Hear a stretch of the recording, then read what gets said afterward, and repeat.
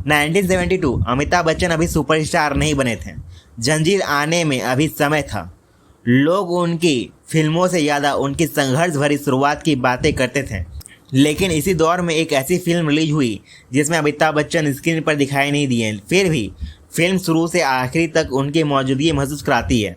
वजह थी उनकी आवाज़। बावर्ची उन गिनी चुनी फिल्मों में शामिल है जहां अमिताभ बच्चन के कैमरे के सामने नहीं बल्कि माइक्रोफोन के पीछे खड़े होकर कहानी को दिशा देती है। फिल्म की शुरुआत में जो आवाज़ पूरे शर्मा परिवार से दर्शकों का परिचय कराती है वह अमिताभ बच्चन की आवाज़ है। दिलचस्प बात यह है कि उस समय उनकी आवाज़ आज जितनी मशहूर नहीं थी, लेकिन निर्देशक ऋषिकेश मुखर्जी ने उनसे एक अलग पहचान देख ली थी। यही इस फिल्म का पहला कम ज्ञात तथ्य है।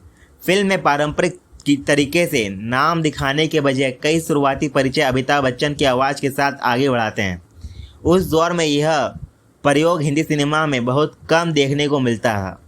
दर्शकों को ऐसा महसूस कराया जाता था कि कोई कहानीकार उसके सामने बैठकर परिवार की कहानी सुना रहा हो।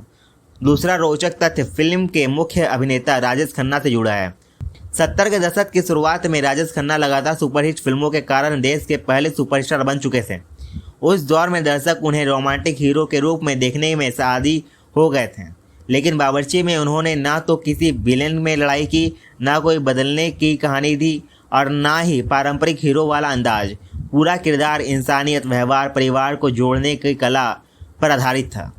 यह उनके करियर का सबसे अलग प्रयोगों में से गिना जाता है। तीसरी तथ्य फिल्म के निर्देशक ऋषिकेश से जुड़ा है।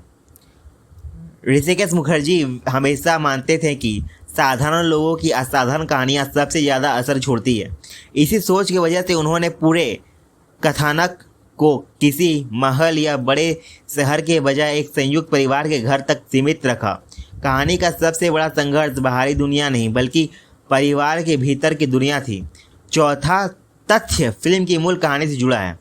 बावर्ची प्रसिद्ध बंगाली फिल्म गल्पो हेलियोसाती से प्रेरित थी, लेकिन हिंदी संस्करण में सिर्फ भाषा नहीं बदली गई बल्कि कई भावनात्मक परतें भी जोड़ी गई ताकि उत्तर भारतीय दर्शक कहानी से आसानी से जुड़ सके।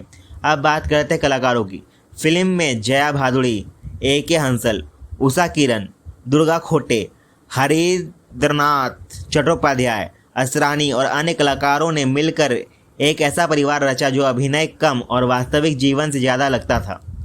यही फिल्म की सबसे बड़ी ताकत बनी। संगीत की दुनिया में भी फिल्म ने अपनी अलग पहचान बनाई। बावर्ची का संगीत मदन मोहन ने दिया था और यही बात कई लोग दूसरी फिल्मों के साथ भ्रमित कर बैठते हैं। गीतों ने कहानी को रोके बिना उसके भावों को और गहरा दिया।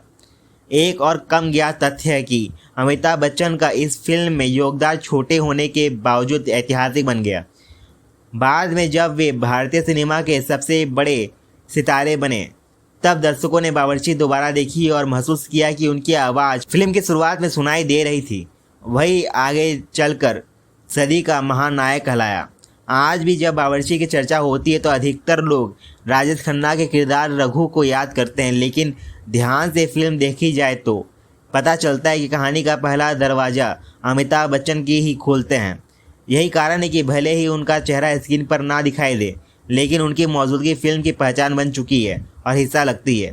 यही बावर्ची की सबसे खूबसूरत बात है। एक सुपरस्टार बनने से पहले अमिताभ बच्चन ने अपनी आवाज़ से कहानी को जीवित कर दिया और राजेश खन्ना ने अपने अभिनय से उस कहानी को अमर बना दिया। दोस्तों, वीडियो पसंद आया तो वीडियो को लाइक करें, चैनल को सब्सक्राइब करें। मिलता है अगले वीडियो में, तब तक के लिए धन्यवाद।